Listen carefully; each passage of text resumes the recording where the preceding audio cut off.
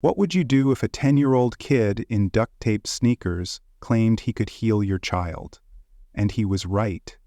It was chilly that afternoon in Boise, Idaho. Not cold enough to freeze, but the kind that made your breath visible and your fingers tingle.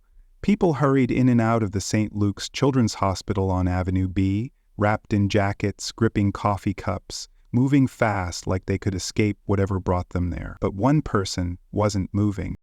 He sat on a flattened cardboard box near the sliding doors, sketching quietly in a worn notebook. His name was Noah Parker, just 10 years old. His jacket was too big, sleeves rolled up, and one of his sneakers had duct tape across the toe. A blue knit cap sat low on his forehead, barely covering his ears. He didn't beg, didn't ask for help, just sat there, watching people come and go. He was there most Fridays. Some hospital staff had tried to shoo him away when he first started showing up, but after a while, they gave up. Noah didn't cause trouble. He smiled when spoken to, and when he wasn't drawing in his notebook, he was watching. Always watching. Most folks figured he had a parent inside, maybe a sibling, maybe he was just waiting for a ride. Nobody asked too many questions, not in a place like that. Across the street, parked by a meter, a black Tesla idled. The engine was silent, but the driver didn't move. Inside sat Michael Bennett, a man in his mid-50s, with a clean-shaven face and graying hair. His polo shirt was wrinkled, his smartwatch glinting. He had money, you could see it in the way his car shone, even under the hospital's LED lights. But he looked like a man running out of steam. His hands gripped the steering wheel, knuckles white, as he whispered to himself, "One more appointment. Just one more." In the back seat, a booster chair held his daughter, Lily, 7 years old, blonde curls tucked behind one ear, legs tucked under a purple blanket. Her eyes were wide open, but she didn't say a word. The accident had changed everything. One minute, she was climbing trees and racing her cousins in the backyard. The next, she was paralyzed from the waist down, sitting in silence. Michael opened the back door, scooped her up carefully, and carried her toward the entrance. He didn't notice Noah at first. Most people didn't. But Noah noticed him. He saw the way Michael held her, like she might break, the way her eyes stayed fixed on the sky, avoiding the building. Noah stared longer than usual. Then just before they passed, he stood up and called out, "Sir, I can make your daughter walk again." Michael stopped mid-step, not because he was offended or confused, but because of how the words were said. Not like a sales pitch, not like a joke, just soft, clear, and serious, like Noah believed it completely. Michael turned, eyes narrowed. "What did you just say?" Noah didn't flinch. He stepped forward, tucking his notebook under his arm. "I said I can help her walk again." Michael's jaw tightened, his voice low. "You don't know what you're talking about, kid. Don't give me false hope." Michael stared at him, his arms tightened around Lily. "That's not funny, kid." "I wasn't joking." Noah's voice didn't shake. There was no smile, just that same quiet tone, a grown-up kind of stillness in a kid's body. Michael looked down at Noah's clothes, his taped-up sneaker, the cracked lenses of the glasses hanging from the boy's shirt collar. This had to be some weird coincidence, maybe even a scam. He turned and walked inside without another word. But inside, he couldn't stop thinking about it. He sat in the waiting room, Lily on his lap, replaying Noah's words. "He's just a kid," he muttered, but his heart raced with a flicker of something he hadn't felt in months. Possibility. The way the kid said it, not with hope, not with doubt, but like it was a fact. Something about that voice stayed stuck in Michael's head, and it was going to keep pulling at him until he came back. Michael tried to forget about the kid. For the next few hours, he sat through Lily's appointments, nodding through updates from therapists, neurologists, and specialists, all of them using the same phrases they always did: managing expectations, long road ahead, miracles take time. He'd heard it all, but Noah's words kept repeating in his mind like a stubborn itch. "I can make your daughter walk again." By late afternoon, Michael and Lily stepped out of the building. The sun had broken through the clouds, but the chill was still sharp. He walked toward the car, cradling Lily as usual, when he noticed Noah again, Still there. Same box, same notebook. Except this time, he was looking right at Michael, like he knew he'd come back. Michael hesitated. He glanced at Lily. Her head rested on his shoulder, eyes closed. Her body was light, too light for a kid her age. He turned. "You again," he muttered, walking over. "Why would you say something like that? You think this is funny?" Noah shook his head slowly. "No, sir." "Then what's your deal?" Michael snapped, his voice breaking. "You think you can fix what doctors can't?" "You don't even know her," Michael snapped, lowering Lily gently into the back seat. "You don't know what she's been through. You don't know what we've been through." Noah didn't back down. "I don't have to know her to help." Michael straightened up. "You're what, 10? Almost 11, exactly.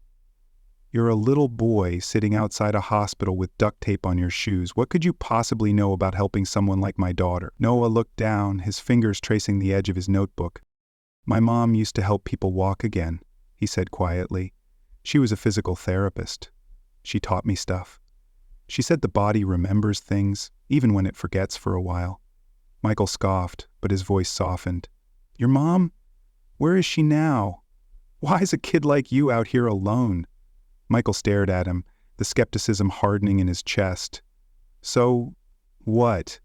You watched her do some stretches, and now you think you're a doctor?" "I watched her help a man walk after being in a chair for 6 years, Noah said, eyes lifting. She didn't have machines or nurses, just her hands, her patience, and faith.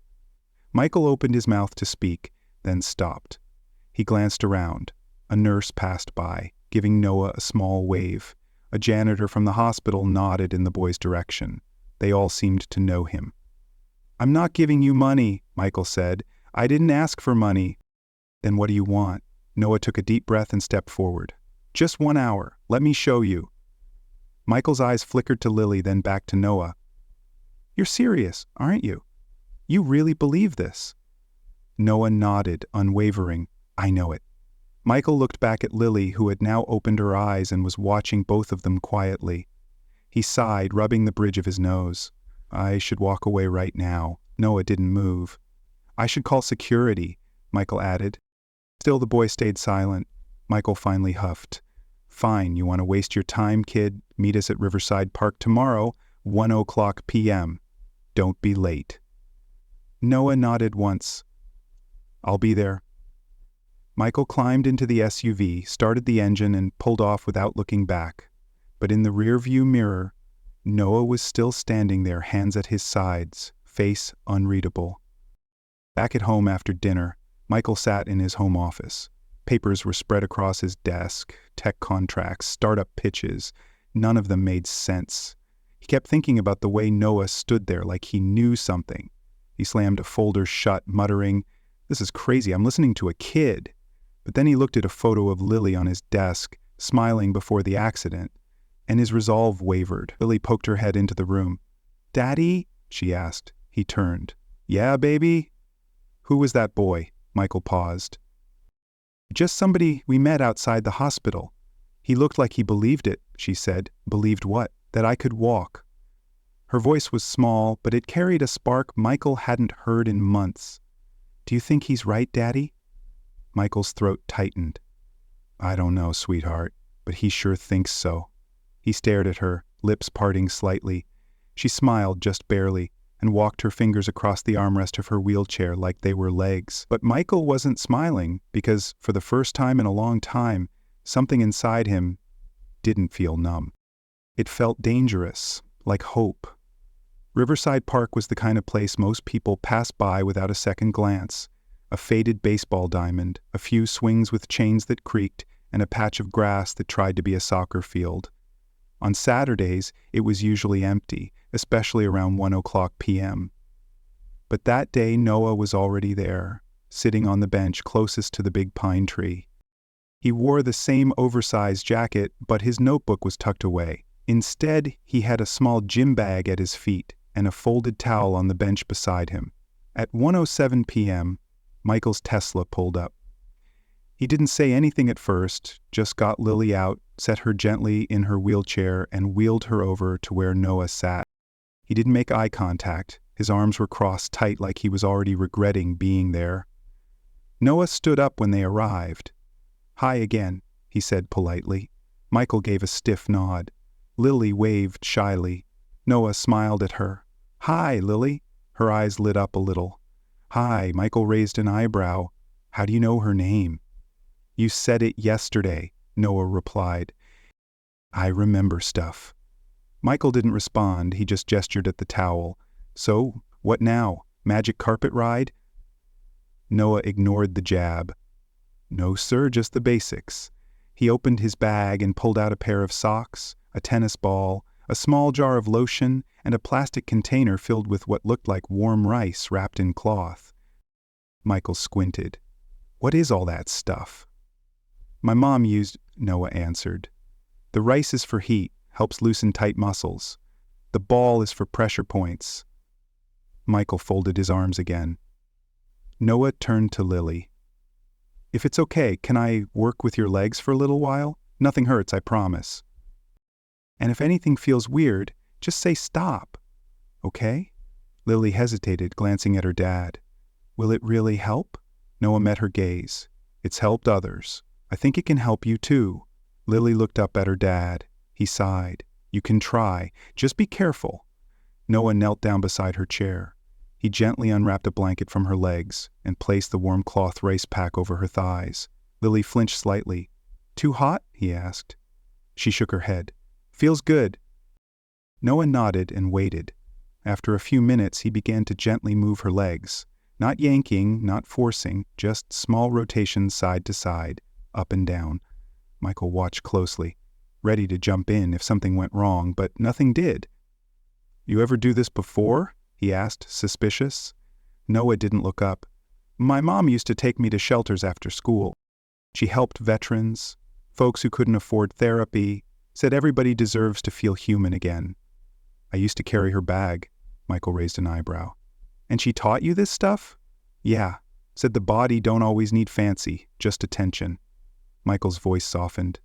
"She must been something special." Noah's hands paused for a second. "She was." He tapped lightly on Lily's knee with his knuckle. "You feel that?" "No," she whispered. Noah nodded again, unfazed. "That's okay. I'll keep asking." He kept talking to her while working, asking about her favorite colors, her favorite food, what shows she liked to watch. At first, her answers were short, but then she started asking him questions. "Do you live around here?" "Kind of." "Do you go to school?" "I used to." "Why not anymore?" Noah hesitated. "My mom got sick, then she passed. Been trying to figure things out since." Lily looked down. "I'm sorry." Noah gave her a small smile. "Thanks." Michael's posture softened slightly, but he didn't speak. After about 30 minutes, Noah gently tapped her ankle again. "You feel that?" Lily blinked. "A little, like pressure." Noah looked up at Michael. "That's good." Michael squinted. "She sometimes says that during her regular sessions." "Yeah," Noah replied. "But those sessions are inside a room full of machines. Sometimes kids get scared of machines. They tighten up. But here," he gestured to the open park, "there's air, trees." "Feels different." Michael didn't say anything, but he was definitely listening now. Noah helped Lily stretch both legs, then gave her some simple movements to try with her toes, just wiggling. She tried. Nothing obvious happened, but she didn't look discouraged. "I'll show you again next week," Noah said, standing up. "It takes time, but your muscles," he pointed to her thighs, "they still remember how to be used. You just got to remind them." Lily smiled bigger this time. "Okay." She hesitated, then added, "You won't stop helping me, right?" Noah's eyes softened. "Not unless you tell me to." Michael cleared his throat. "We're not promising anything," he said quickly. Noah nodded. "I'm not either. It's just trying." Michael stared at him for a long second. Then without warning, he reached into his coat pocket, pulled out a folded $20 0-cent bill, and held it out. Noah stepped back. "No, sir. I don't want your money." Michael looked surprised. "Then why are you doing this?" Noah shrugged. "Because your daughter smiled." Michael looked down at Lily. She was still smiling. But he didn't understand how a boy who had lost everything could give so much to a girl he barely knew. The following Saturday was warmer, but Noah still wore his jacket, not because he needed it, but because it made him feel like his mom was close. She used to call it his helper's coat, said every good healer needed something that reminded them why they care. He was already at Riverside Park again by 12:45 p.m. Towel laid out, supplies lined up, and a bottle of water sitting beside him. A few kids played soccer nearby, and someone's dog barked in the distance. At exactly 1:00 p.m., Michael's Tesla rolled up. Lily was grinning before the car even stopped. Noah waved at her. "Hi, Lily." "Hi," she chirped, her curls bouncing as Michael helped her into the wheelchair. Michael looked tired again, but different this time, less weighed down. He gave Noah a small nod, no words, but it was more than last week. Noah got to work. Same setup, same warm cloth pack, but this time something had shifted. Lily was trying now. "Can you press your heel into the ground?" Noah asked gently. She closed her eyes, concentrating. Nothing happened. "It's okay," he said. "Sometimes it takes your brain a while to find the right path. It's like trying to walk through a crowd. You just gotta push through." Lily's face scrunched up. "What if it never finds the path?" Noah's voice stayed steady. "It will. You're already closer than you think." Michael stood behind them, arms crossed again, but this time more to keep warm than to wall himself off. "Why do you do all this?" he asked suddenly. Noah glanced up. "Because I remember what it felt like when my mom used to help people. She made them feel like they mattered. I want to do that too." Michael's voice cracked. "You're just a kid. You shouldn't have to carry that kind of weight." Noah shrugged.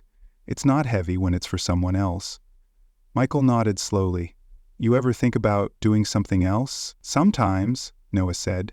"But this feels right." Michael looked at Lily. She was tapping her toes.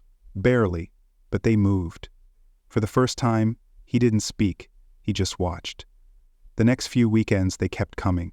Same time, same place. Noah taught Lily how to use rubber bands to strengthen her ankles. He rolled tennis balls under her feet to help her brain remember where they were. He showed Michael how to massage pressure points behind her knees and explained how each nerve had a job to do, even when it went quiet. And then came the bad day. It was the fourth Saturday. Noah showed up like always, but when the Tesla pulled up, Lily wasn't smiling. Her eyes were red. Michael looked angry. "She doesn't want to do it today," he said sharply as he lifted her into the chair. Lily refused to look at either of them. Noah approached slowly. "What happened?" Lily crossed her arms. "I tried to move my legs this morning and nothing happened. Nothing. I'm tired of trying. It's pointless." Her voice broke.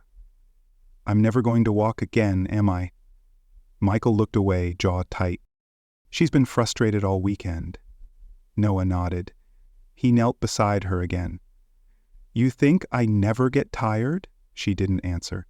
"You think I didn't sit in a shelter and cry when my mom couldn't afford medicine and I had to just sit there and watch?" He leaned closer, voice firm but kind. "I wanted to give up too, Lily, but giving up doesn't fix anything." Her eyes shifted toward him. "You're allowed to be mad. I'm mad sometimes too. But if you stop now, the part of you that wants to walk might stop trying too." She stared at the ground. "I don't want you to give up," he said softly, "because I haven't." Lily's lip trembled. "What if I'm not strong enough?" Noah's eyes locked on hers. "You're stronger than you know. I see it." Silence. Then Lily whispered, "I'm scared." Michael turned. That was the first time she'd said that out loud. Noah leaned in closer. "I am too, but scared don't mean stop. It just means you're close to something big." Lily wiped her face. "Okay, let's try again." And they did. Noah guided her through the motions, gently, with less talking this time, just presence, patience. Michael stepped in more too, helping her shift weight, encouraging every small twitch. After 30 minutes, Lily moved her right foot. Not a toe, her whole foot. It slid forward, slow and stiff, but it moved. Michael knelt down beside her, blinking like he wasn't sure he'd seen it right. "Do it again," he said. She did. Noah smiled but didn't say anything. He just sat back and watched. Lily's eyes widened. "I felt it, Daddy. I really felt it." Michael's hands shook as he gripped her shoulders. "You're doing it, baby. You're really doing it." Later that night, Michael stood outside his house on River Road, staring at the stars. He'd stopped asking himself who Noah really was. The question didn't matter anymore. Inside, Lily was giggling, retelling the foot slide moment to her aunt on speakerphone. For the first time in 7 months, their house didn't feel like a hospital room. It felt like home again. But something inside Michael had started to shift. Not just his daughter's legs, but the weight in his own chest, the guilt, the pride, the wall he'd built between himself and the world, and it was cracking. Friday afternoon, Michael sat in his office, staring at an untouched pitch deck. His phone buzzed every few minutes. Emails, calls, investor updates, but none of it felt urgent anymore. What kept looping in his mind was that moment in the park, Lily's foot sliding forward like it belonged to her again. He'd seen it with his own eyes. And the person who made it happen was a 10-year-old with taped-up sneakers and no last name he'd ever heard before. He opened a new browser tab and typed Noah Parker Boise. Nothing came up except a few scattered results. He clicked through old local newsletters and school databases, a few mentions of Noah and his mother, Jessica Parker, at a community clinic, no address, no recent info. He shut the laptop and leaned back. This kid was a ghost. Except he wasn't. By Saturday, they were back at Riverside Park, but things felt different now. Michael brought an extra mat and a fold-out chair. He handed Noah a sandwich when they arrived. He didn't say anything about it, just placed it beside his gym bag. Noah gave a small thanks and tucked it away for later. "Ready, Lily?" he asked. She gave a big thumbs up. "Let's do it."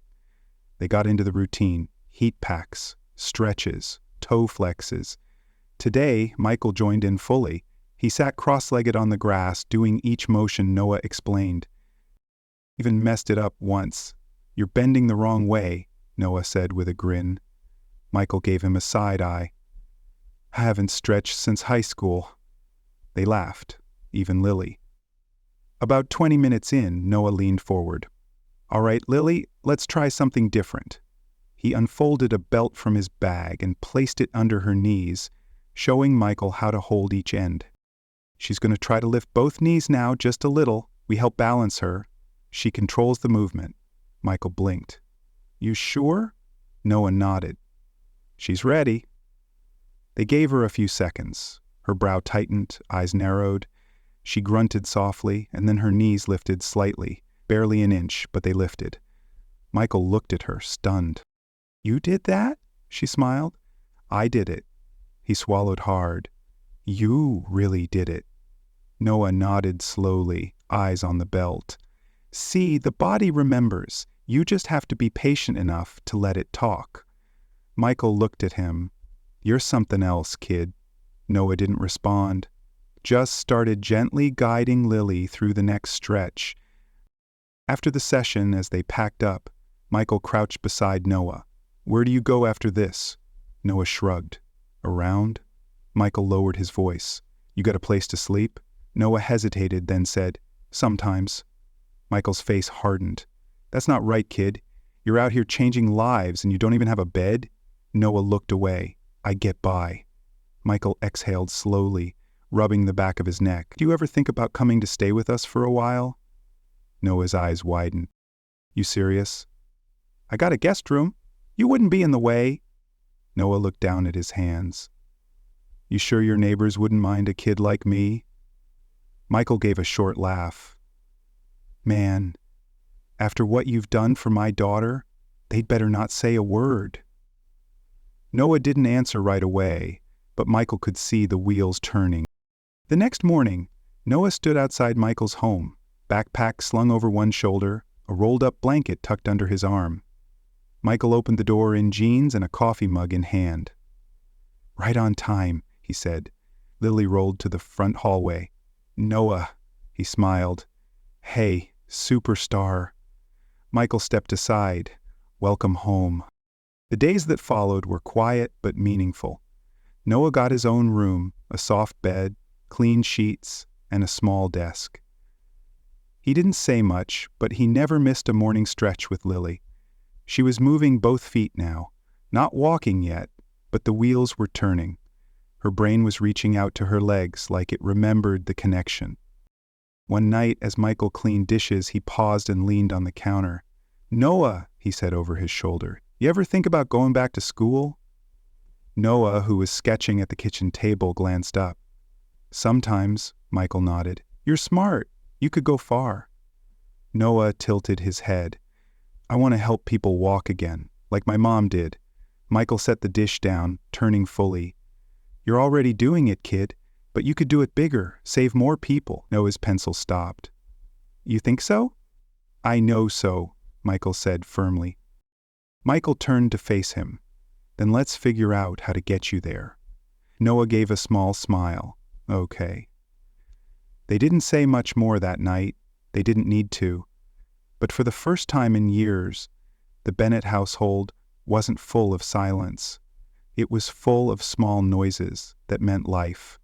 Footsteps, laughter, scribbles, and healing. It started with a nurse from St. Luke's Children's Hospital. She was walking her dog through Riverside Park one Saturday morning and spotted a familiar face, Lily. She hadn't seen her outside her wheelchair in months, let alone smiling, lifting her knees, moving her toes. And standing beside her was the same quiet kid who used to sit by the hospital doors every weekend. She didn't interrupt, just watched from a distance for a while. Then she went home and told her sister, who happened to work in patient services. A few days later, a physical therapist at the hospital mentioned to Michael, "Hey, someone told me Lily's improving. That true?" Michael nodded. "Yeah, thanks to someone we weren't expecting." Word spread fast. The next time they showed up to Riverside Park, 2 other families were waiting at the bench near the big pine tree. One had a boy who used a walker, the other a girl recovering from a stroke. Both parents had heard about the kid who helped the Bennett girl move her legs again. Noah looked at Michael. Michael looked right back at him. "You don't have to," he said quietly. Noah adjusted the strap on his bag. "I want to." He gave up his usual time with Lily that day to work with the 2 new kids. He showed their parents how to use the same towel stretches, how to warm the rice packs just right, how to encourage without pushing too hard. And he talked to the kids, not at them. "You're not broken," he told one of them. "You're just learning a different way to be strong." Lily watched everything from her wheelchair, her hands folded in her lap. She didn't complain once. Later that afternoon on the drive home, she said, "I like watching him help people." Michael glanced at her in the rearview mirror. "Yeah? Yeah, it makes me feel like I'm part of something good," he smiled. By the next weekend, 5 families showed up. The week after that, it was 11. A local pastor brought folding chairs. A nearby cafe started dropping off muffins and coffee. Somebody printed flyers that read, "Free movement classes, Saturdays at 1:00 p.m., Riverside Park." They didn't mention Noah's name, but everyone knew who it was. A local reporter showed up with a camera and a notepad. Michael pulled Noah aside. "You okay with this?" Noah looked around at the families, at the kids moving their limbs, at Lily laughing with a girl on a walker. He nodded. "As long as it's not about me, it's about them." The reporter wrote her piece. It ran on the second page of the Boise Weekly under the headline, "10-year-old with a gift helps dozens heal in a city park." They didn't share his full name. Noah asked them not to, but people found out anyway. A local doctor offered to mentor him. A nonprofit asked if they could fund some equipment. Someone else offered free tutoring. For the first time since his mother passed, people didn't just look at Noah, they saw him. But Noah never bragged. He still laid out the towel the same way every Saturday, still used the same duct-taped sneakers, still checked in with Lily first before helping anyone else. But now the park that once echoed with silence and sore bodies had become a place filled with movement, and a boy who had no home had become the heart of something bigger than himself. It had been 9 Saturdays. 9 Saturdays of towels laid on grass, of Lily's knees lifting higher, of small victories shared with strangers who'd become something closer to family. But this Saturday was different. Noah could feel it before they even pulled up to the park. The air was warmer. The trees swayed a little slower. Even Lily was quieter in the back seat, focused, almost like she was preparing for something big. She clutched the edges of her blanket, whispering to herself, "I can do this. I have to." When they arrived, a small crowd had already formed. Nothing loud or flashy, just families setting up folding chairs, therapists kneeling in front of kids, parents with hopeful eyes, and right in the middle of it all was that same worn-out bench under the pine tree. Noah didn't say anything at first, just unpacked his bag, rolled out the towel, and gave Lily a look. "You ready?" She nodded. No smile. Just that look again, serious, determined. Michael wheeled her to the center of the mat. Noah knelt in front of her. "Same as before," he said softly. "We help you stand. You do the rest." Lily's voice trembled. "What if I fall?" Noah's eyes were steady. "Then we catch you, and you try again." Michael moved behind her and placed his hands under her arms. Noah took her legs, guiding them gently into place. "Okay," Noah whispered. "On 3. She closed her eyes. 1, 2, 3. Michael lifted. Noah steadied her knees, and then she stood. Her legs trembled. Her arms shook, but she was up on her own 2 feet. The crowd fell silent. Some kids gasped. One mother clapped a hand over her mouth. Lily opened her eyes slowly and smiled. "I'm standing." Noah blinked back something in his eyes. "Yeah, you are." Michael froze for a second, like he couldn't breathe. Then he let go. She stayed up. He stepped back, shaking.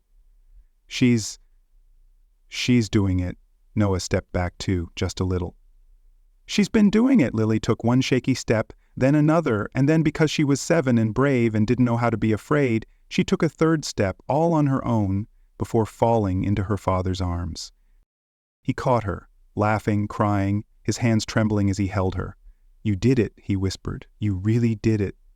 Lily turned to Noah. "You said I would." Her voice broke with gratitude. "I didn't believe you at first, but you never gave up on me." He gave a small grin. "I said we'd try." That afternoon, nobody left the park in a hurry. People stayed, talked, hugged, some prayed. Noah sat back on the bench and watched it all. He didn't say much. He never did. Later that night, Michael stood in the kitchen while Noah poured cereal in a bowl. "You know, you changed everything," he said. Noah didn't look up. "I didn't." Michael walked over and placed a hand on the boy's shoulder. "My daughter walked today, and not because of a hospital or a doctor or a miracle drug. She walked because a kid with nothing decided to show up again and again, even when nobody asked him to." Noah nodded. "That's what my mom would have done." Michael's throat tightened. "I wish she could have seen this." "She did," Noah said softly. "I think she sees everything." Michael wiped his eyes. "Noah," he said quietly, "you're going to change a lot of lives." Noah looked up at him. "I already am." There are people in this world who might not have fancy degrees, shiny resumes, or a perfect past, but they carry something far more valuable. Heart, grit, and a reason to keep showing up. Sometimes the most broken people are the ones holding the tools to help others heal. If this story moved you, don't just keep it to yourself. Share it. And if you know a kid like Noah or a girl like Lily, tell them this: you matter, you're needed,